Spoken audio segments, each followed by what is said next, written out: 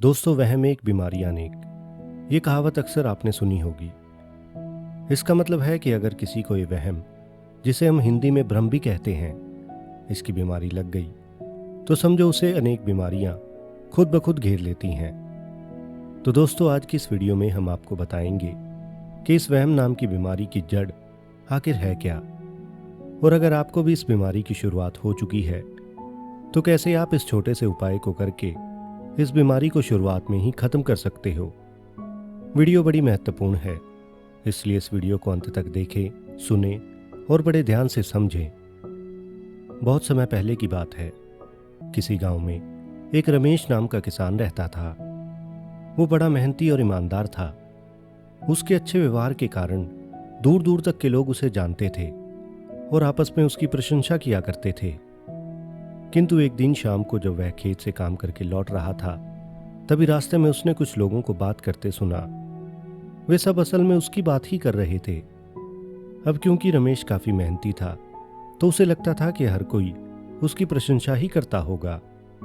इसलिए रमेश अपनी प्रशंसा सुनने के लिए उन्हें बिना बताए धीरे धीरे उनके पीछे चलने लगा। पर जब उसने उनकी बात को सुना तो उसने पाया कि वे उसकी प्रशंसा नहीं, उसकी बुराई कर रहे थे। उनमें से एक व्यक्ति कहता कि रमेश तो घमंडी है, तो दूसरा कहता कि सब जानते हैं कि रमेश सिर्फ अच्छा होने का दिखावा करता है। अब इस घटना से पहले रमेश ने अपने जीवन में सिर्फ अपनी प्रशंसा ही सुनी थी, इसलिए इस घटना का उसके दिमाग पर बड़ा बुरा असर पड़ा। इसके बाद जब भी वो कुछ लोगों को बात करते देखता तो उसे लगता कि वो उसकी बुराई ही कर रहे हैं। यहां तक कि अगर कोई उसकी तारीफ भी करता तो उसे लगता कि उसका मजाक उड़ाया जा रहा है। और उसकी पत्नी भी अपने पति के व्यवहार में आए इस बदलाव से दुखी रहने लगी। और एक दिन उसकी पत्नी ने उससे पूछा कि आजकल आप इतने परेशान क्यों रहते हो? कृपया करके मुझे इसका कारण बताइए। अब रमेश ने उदास होते हुए अपनी पत्नी को उस दिन की सारी बात बता दी। अब उसकी पत्नी को भी उसकी बात सुनकर समझ नहीं आया कि क्या किया जाए। पर तभी उसे ध्यान आया कि पास के ही गांव में एक बड़े सिद्ध महात्मा आए हुए हैं। और वो उससे बोली, स्वामी, मुझे पता चला है कि पड़ोस के गांव में एक बड़े सिद्ध महात्मा आए हुए हैं।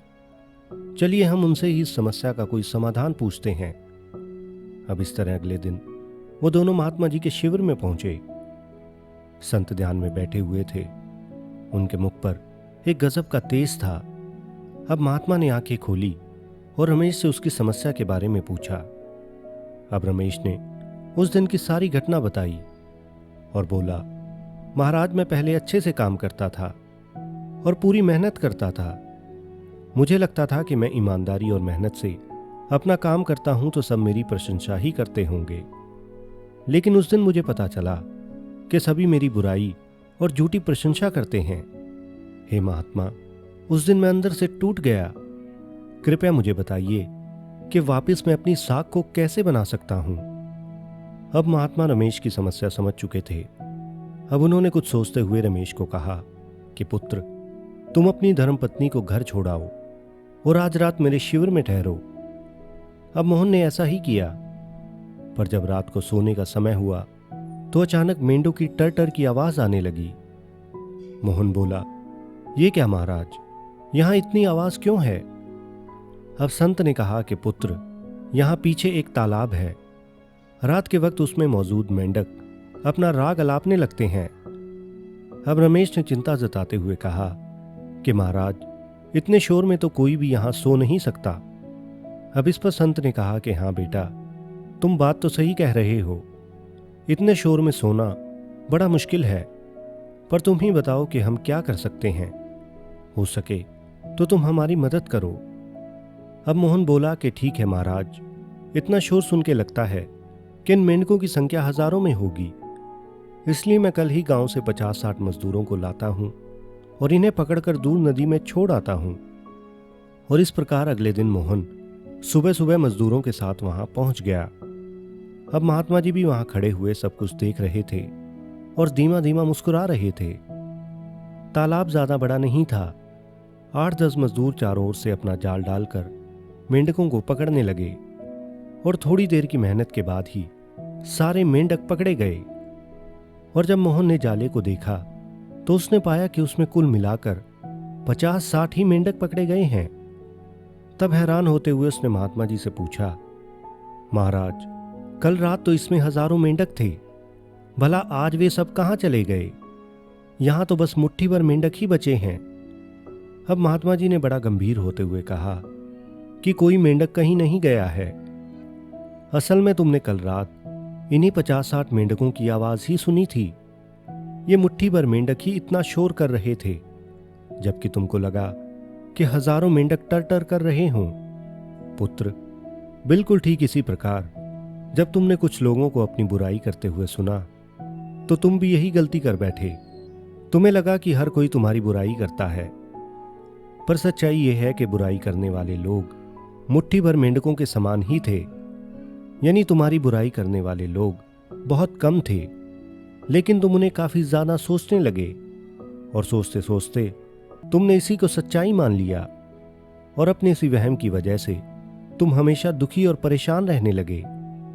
तो इसलिए अगली बार किसी को अपनी बुराई करते हुए देखो तो अपनी सोच को सकारात्मक रखना और सोचना कि ये कुछ ही लोग हैं जो तुम्हारी बुराई कर रहे हैं। और तुम इस बात को भी समझना कि भले ही तुम कितनी भी मेहनत कर लो या कितने ही अच्छे क्यों न बन जाओ, ऐसे लोग जरूर होंगे जो हमेशा तुम्हारी बुराई करेंगे।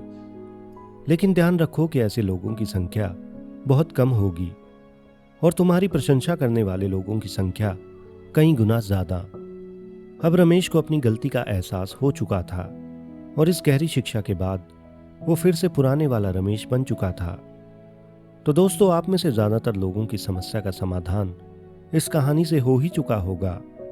यानी वहम की शुरुआत ही उसकी जड़ है।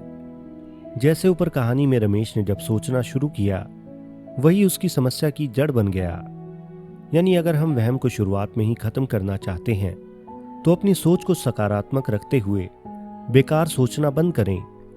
और ये तभी संभव है जब आप खुद को रचनात्मक कार्यों के अंदर झोंक दोगे, जिसकी वजह से आपका ध्यान सिर्फ उस काम पर केंद्रित हो जाएगा और धीरे धीरे ही सही आपका वहम खुद ब खुद खत्म हो जाएगा। इसके साथ ही हमें लोगों के साथ घुलना मिलना चाहिए, योग साधना करनी चाहिए और कभी खुद को अकेला नहीं होने देना चाहिए। और यकीन मानिए, अगर आप ये छोटे छोटे उपाय करते हो तो आप अपनी इस वहम की बीमारी को जड़ से खत्म कर सकते हो। तो दोस्तों, आशा करता हूं कि हमारी इस कहानी से आपने कुछ न कुछ जरूर सीखा होगा। अगर ये वीडियो आपको अच्छी लगी हो तो इस वीडियो को लाइक और हमारे इस चैनल को सब्सक्राइब करके बेल आइकन जरूर दबाएं। और अगर आप चाहते हो कि YouTube इस वीडियो को अन्य लोगों तक भी पहुंचाए तो इस वीडियो को लाइक और अपने दोस्तों के साथ शेयर जरूर करें, क्योंकि YouTube इस वीडियो को अन्य लोगों तक आपके लाइक और कमेंट देखकर ही पहुंचाएगा। इसलिए इस वीडियो पर लाइक, कमेंट और शेयर करना बिल्कुल न भूलें। वीडियो को लेकर या अपने किसी विचार को मुझ तक पहुंचाने के लिए कमेंट बॉक्स में कमेंट जरूर करें। आपके हर सवाल का जवाब देने की मैं पूरी कोशिश करूंगा। तो मस्त रहें, स्वस्थ रहें और देखते रहें माई स्टोरी स्टेशन की नई नई वीडियोस। धन्यवाद।